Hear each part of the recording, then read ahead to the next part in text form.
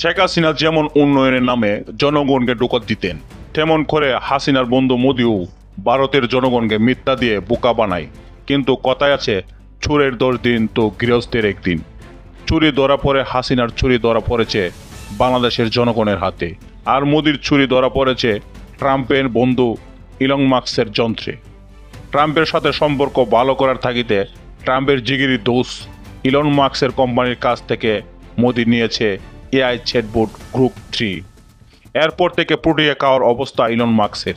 AI চ্যাটবটটি যেন সব করে দিচ্ছে একের পর এক গোপন তথ্যবাস, আর তা নিয়ে মহা অস্তিত্বে মোদি সরকার। হয়েছে বিজেপি আরএস এর রাতের ঘুম উধাও। বিজেপি বলেছে মোদি ভারতের প্রধান নেতা, আর ইলন মাস্কের গ্রুপ 3 এর তথ্য বলেছে মোদি ভারতের সবচেয়ে বড় সাম্প্রদায়িক নেতা।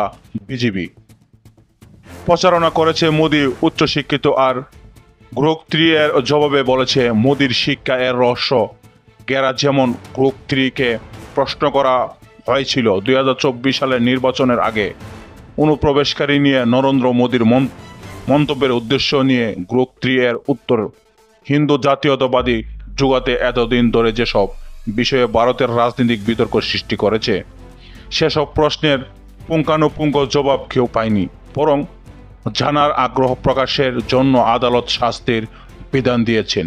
গ্রুপ 3 নির্দেশনায় যেসব প্রশ্নের উত্তর দিচ্ছে মোদি ও রাহুল গান্ধীর শিক্ষাগত যোগ্যতা কি নিয়ে প্রশ্নের উত্তরে গ্রুপ 3 জানিয়েছে মোদির ডিগ্রি নিয়ে অনেক বছর ধরে বিতর্ক চলেছে।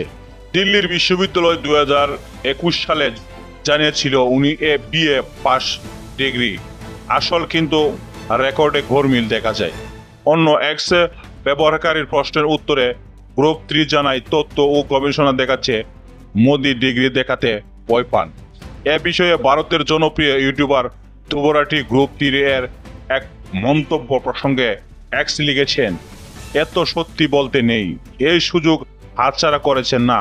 ভারতের বিরোধী দলের নেতারাও কংগ্রেসের আইডি সেলের নেত্রী সুপ্রিয়া সিনহাতে তিনি লিখেছেন, পিএমইউতে জরুরি মিটিং তলব করা হয়েছে, তাতে যোগ দিয়েছেন প্রধানমন্ত্রী, স্বরাষ্ট্রমন্ত্রী, তথ্যমন্ত্রী, পররাষ্ট্রমন্ত্রী ও জাতীয় নিরাপত্তা উপদেষ্টা। বিষয় গ্রুপ 3 কিভাবে নিষিদ্ধ করা যায়? বিজেপি নেতাদের অভিযোগে এটা আসলে ফেক নিউজ ছড়াচ্ছে, কিন্তু গ্রুপ 3 বলেছে সব তথ্যই গবেষণার উপর ভিত্তি করে, কিন্তু যে তথ্যগুলো সামনে এসেছে সেগুলো চমকে দেওয়ার মতো।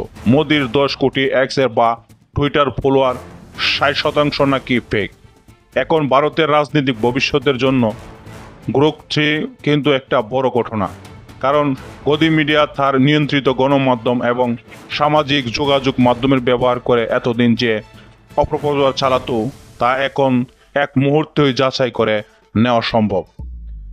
সাধারণ মানুষের পক্ষে যে আসলে কোনটা সত্যি আর কোনটা মিথ্যা, বিজেপি কি আসলেই এর বিরুদ্ধে ব্যবস্থা নিতে পারবে, নাকি ভবিষ্যতে ইলন মাস্ককে মোদি বা বিজেপির বিরুদ্ধে সবচেয়ে বড় চ্যালেঞ্জ হয়ে উঠবেন? সময় তা বলে দেবে।